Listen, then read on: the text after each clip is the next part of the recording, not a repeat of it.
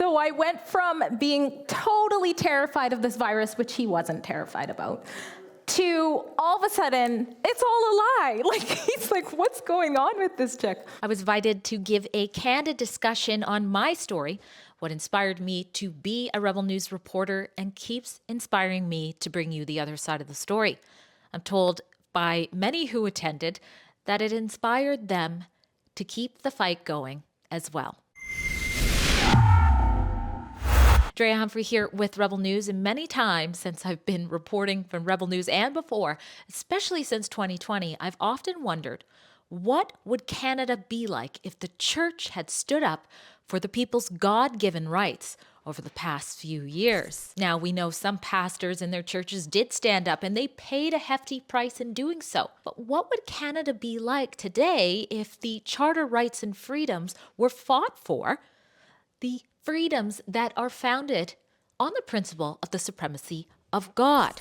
That's why when I was invited to give a talk and tell my story at White Rock Seventh-day Adventists, I knew I had to say yes. They featured some of the greatest, whether it's BC's Dr. Hoff, one of the few doctors to speak out about the truth and stand for medical conscience, or UBC's brilliant Dr. Stephen Pellick, a scientist who didn't sell out to big pharma benefiting studies and continues to prove just how valuable one's immune system can be when it comes to fighting off big, scary viruses. They've even had the great Tamara Leach in a packed house. It's a church that, unlike so many others across Canada, they did not close their door to truth or to giving hope, and they continue to do so. So I thought, since so many people seem to like my story, I'd share a little bit of what happened, what I talked about with you as well. There is the full article with the link to the Q&A portion of the event, where for once I was being asked tough questions,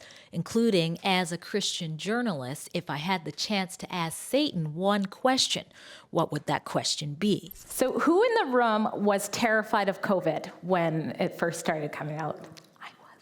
Okay, we got a few people. I know there's always like people, I knew right away. There's a lot of people. There's a hand in the back. Okay, I was so terrified of COVID, and maybe it's a good thing that the slides aren't working, because I had some pictures of me being ridiculous. But I was that person in January of 2020 wearing N95s, not the K95s, they tried to say were the same thing later. But it would be like me and one Asian person in the grocery store. I'm like, yeah, you saw the bodies too, right? You saw it, we know it's up, right? And I would have men come up and like fake cough on me and things like that. I'm sure they're still wearing a mask to tell today, those same people. One time, remember, a man even drove up as I was like unloading my groceries just so he could cough on me. And so I was so scared. I was cleaning my groceries, but after about a week of that, I decided just let the virus kill me. I did stop that. But I just, I was really out of my mind with that. We would do things like social distance praying, it was just so gross. And then one day, it was actually the day that it was announced that there was a public emergency from Dr. Bonnie Henry. So I had invited Dr. Bonnie Henry onto my TV screen into my house many times to instill fear into myself and my family. And I ate it all up. I was actually trying to email Trudeau, believe it or not that he would answer that email, and ask him to close the borders. And then something happened on March 18th when she came and said, instead of the usual, the risk to us is low, she said, all of a sudden there was a public emergency and these really strict measures were going to happen. And I don't know what it was, but something just clicked. And I went, that woman's holding something back, like she's lying. And my poor husband, you have to put this into perspective, because he was the conspiracy theorist in the family. So yeah, he was. I was the rational one. So I went from being totally terrified of this virus, which he wasn't terrified about, to all of a sudden, it's all a lie. Like, he's like, what's going on with this chick? And so I found myself in this weird place where I was incapable of making these craft videos that at the time were bringing in some income every single video, and it was a passion of mine. It was something I liked, and instead here I am spending hours of my spare time trying to find out if Bonnie Henry has training in hypnosis. I was so convinced, like, with the way she talks and the way everybody was just eating it up, myself included. And then I started to see the ties with the World Health Organization and Theresa Tam, and I never liked Bill Gates. Like, I don't know how he was, the everything about it. I knew about the Microsoft industry where he had this sort of God complex sort of thing happen, and everybody was listening to him, and I thought, something isn't quite right.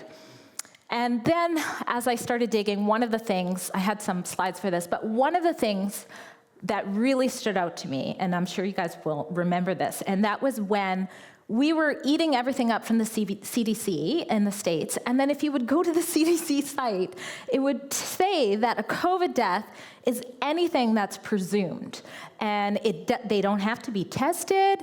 If you just think they had COVID and they died, that was a COVID death. And then they were making more money for that. So I was running around to my friends saying, like, look at this, the numbers are not right. And they just didn't want anything to do with me. So I ended up at my first protest for that reason and another. So if you remember, I mentioned I am a mental health professional. When the lockdowns happened, I was still trying to understand, because I think you guys probably can agree, the reason why most people are still not getting it is because it's so hard to believe that everybody is wrong. Everybody is either evil or quiet about the truth and what can set people free. That's really hard to understand. And so I was in that stage where I was like, things aren't true, but they'll figure it out. But the one thing that I knew I had to speak out about was the lack of care for addiction and mental health. Nobody was talking about this. And so just picture this for a moment. Just picture or maybe this is some of your stories, but let's say you're a single man who struggled with addiction for many years. You burnt many bridges, and you just started being someone who contributes to society. You have finally made your amends. Maybe you're allowed to see your child for 4 hours a week unsupervised, and you have your own apartment that you've hung on, and yeah, sure, there's some addicts who live there or people going in and out, but you know what? You've been holding down your job. That's become your identity, and it doesn't matter if you're making minimum wage, you are proud. Then you had the government saying, you have to stay home. You have to stay safe. Your child's not in your bubble. Your AA meetings are a problem. You had to social distance, so you're not making it to your meetings. And they're giving you $2,000 to boot, to not go to work. What happens to that $2,000? Later on, when I worked with Rebel, I told people what happens. I went down to the east side, and I interviewed people on the streets there, and they actually were very candid about the fact that drug dealers were, in fact, helping them get CERB. Of course, it's a moneymaker. But I spoke about that, because I knew that we were missing that. And so I got to my first protest, and I brought my daughter, and we wore a mask. And I think we made signs that I had intended to put on my craft channel, like how to do a protest sign, which probably would have been my most popular video considering all the protests. But and we went there, it said, flatten the curve, not our rights. And I got a call from work, and many of you have experienced this in some shape or form, this attack on your profession, despite how good you are at that profession. And somebody who called me from work out of my best interest. They were concerned, and they said, don't do that again. Don't go to a protest. Don't ever say anything about that. And I said, but I didn't mention where I worked. I just advocated for the people I'm supposed to advocate for. And everything I said was true. Doesn't matter. You'll lose your contract. You're contracted. We won't even have to give you an excuse.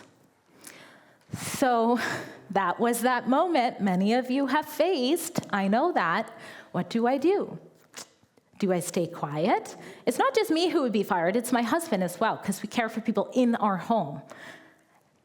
But I do what I do normally. I bug God.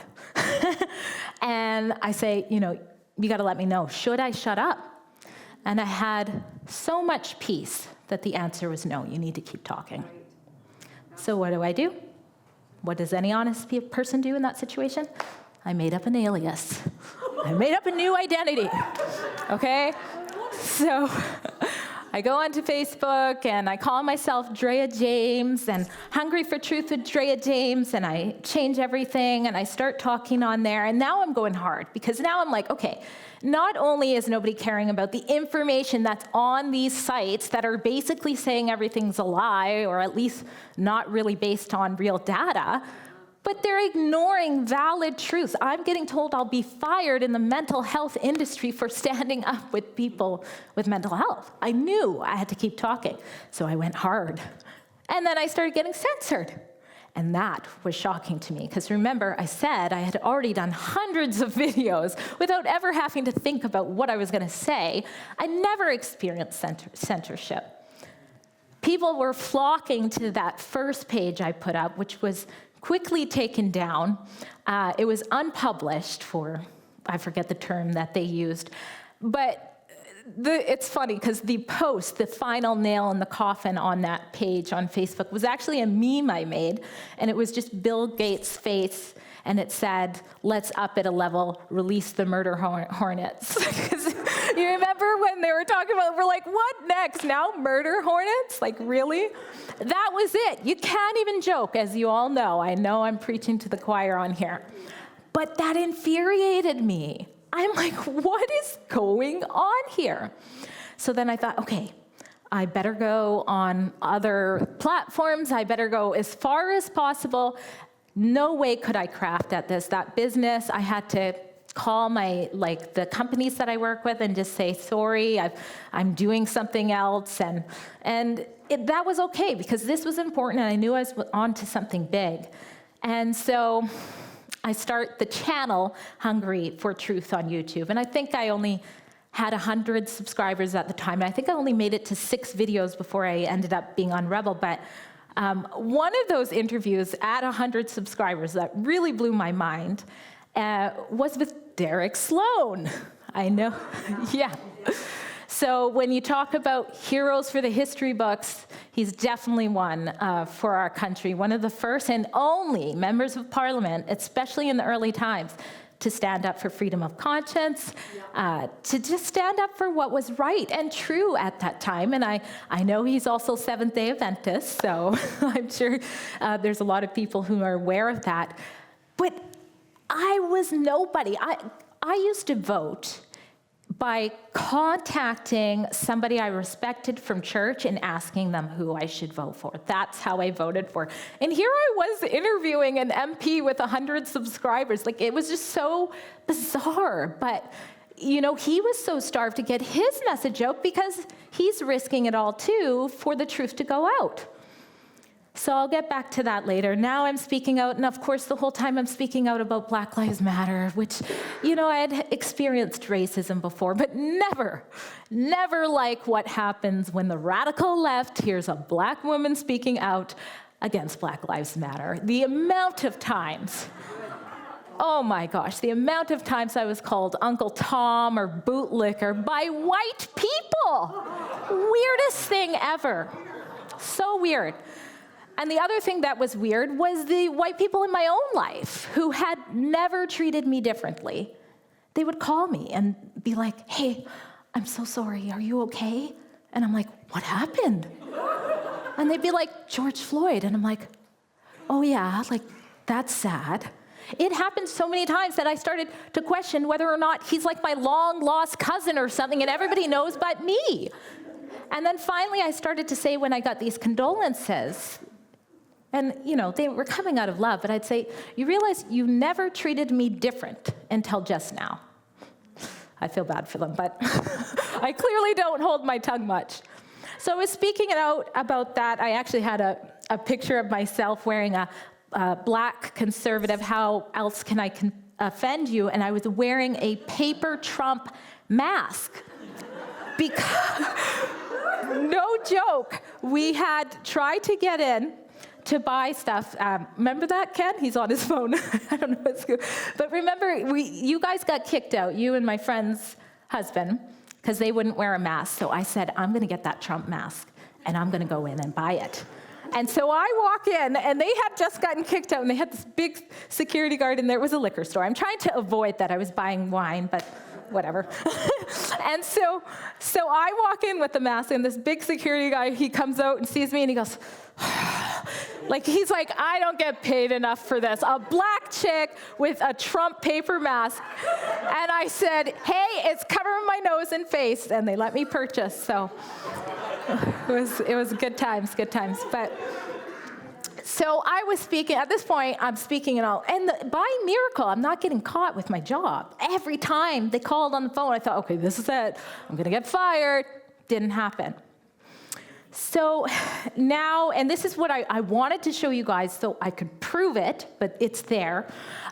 Maybe I'll put it on Twitter or something. I wanted you to see the timestamps of what happens next. So the first thing that happened was I was sitting on the couch watching a Rebel News episode, and it was David Menzies. So it's crazy. Maybe you guys saw this, but it was when he was getting roughed up covering a Black and Indigenous sort of camp that went at Nathan Square in Toronto. And so he's getting assaulted, my now producer, Efron Monsanto too, and it was just crazy. And I was sitting there alone looking at David Menzies with his glorious red hair and his bright white skin, and I thought, they really need some color on their team. And I kid you not, I am not lying, God said, that's you. Now I know not everybody's a believer here, but maybe at the end of the story, you'll know it's possible. So I'm doing what I do, bugging God, arguing with him, and just like, oh, it can't be me, like, why? And this would never be a thought I would have on my own. Like, I would never think that I would be a journalist for anything politics related. And I wrestled with that. And then that's when I also went on my phone. And you can see in the timestamp, you can see our conversation. And that's when I also read from one of my followers on Facebook who said, have you considered independent journalism? And I said, not really. And he said, I think you should apply at Rebel or do something else. I think you would be good. And I said to him, that's so weird. I was just saying they need some white on their team. And so I contacted my mom, do you remember that? And I said, I just had 2 signs that I'm supposed to apply at Rebel News. And typical mom, well, if God wants you to do it, you gotta do it. But what would I say? Let's put this into perspective. I've only been speaking out, I don't know, a month, publicly, month and a half, and I'm a craft mom. How would you even apply on your resume? I can't even spell government probably correctly. Thank God for ChatGPT. I can't even say it. But it wasn't around, I'm joking. I don't use that. But how would I do it? So I said to God, I gave him an ultimatum because I'm in control, right? No. I said, if you want me to do this, you have to make it crystal clear. Because not only will I suck at that job, I have no clue what I'm doing, and not only do I not know how to apply, but I will definitely get fired. And so will my husband, and we won't be able to pay our bills. So you need to make this clear. And I should add that when you're caring for people in your home, it's a long-term thing. They're like family. So there's that extra layer of you would lose family members, people that you love and that love you and that have had rough upbringings, and they would have to lose their family and their safe place too. So a lot was on the line. So that goes aside or whatever, push it aside. And I had one more sign, but to be honest, I don't remember what it is. I've just written down in the past that I had one more sign. And when I had that sign, I decided, okay, I don't know how I'm going to do it, but it seems like God wants me to do it. But again, I'm still not 100%. And then I was getting so censored so bad that I got my daughter to make a Twitter account for me. So she made me a Twitter account. And then the next day, so this is 2 days.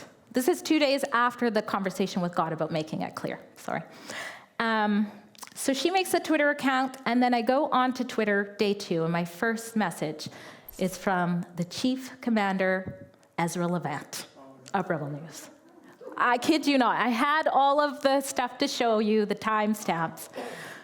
And here's what I thought, because this to me was far more believable. I thought that that man named Dan was pretending to be Ezra on Twitter, because I don't know him.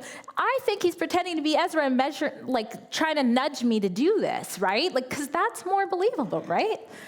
And nope, I call my daughter over. She goes, "Mom, he's got the blue check. It's really him." And I'm like, and he's offering me a job. So I knew, boy, I still had an interview, but boy, was I confident. Because I knew that he was chosen to call me. That being a Rebel News reporter isn't a choice, it's a call that God's placed on my life. So even though I'm not quite sure how I get through it, even now, I know I am supposed to. And I remember during that interview, like I said, I was like, I got this job. If God is for you, who can be against you? Like, really? And I remember I was so confident. I said, I know nothing about nothing right now. I said, but I don't want to be told how to spin the story or what emotion to have or anything like that. And I remember he said something along the lines of, "That's why you'll fit in here." Wow. It was amazing. He said, "We all stand for freedom, but we don't always agree with each other. And each reporter is free to report on what they're passionate about, as long as it's the other side of the story, what's not being covered." And I thought, oh my goodness. So that is the exclusive, extended version of how I became a Rebel News reporter.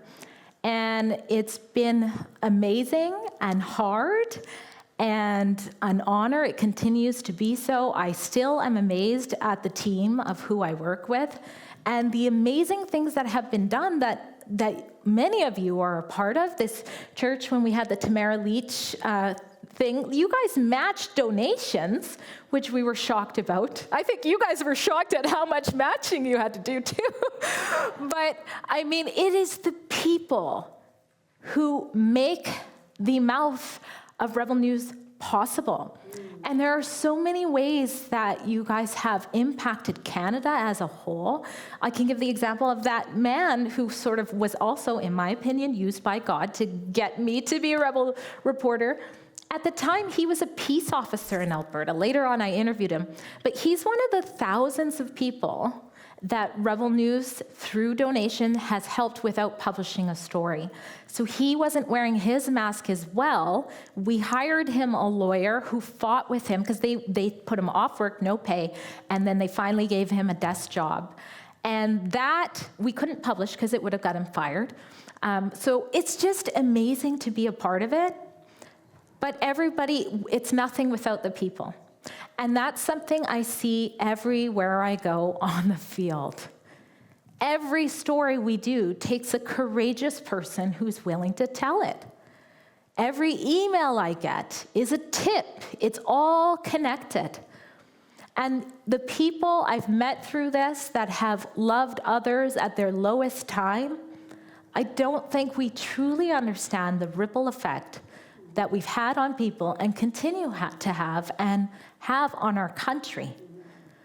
And so we all know that they tried to keep us apart and they still try to divide us, but it's gatherings like this and it's sending that information, standing for what you believe, that we must not ever give up on. We all have a calling, we all have an identity, and we all know what the truth is. And thanks for hearing my story. Amen.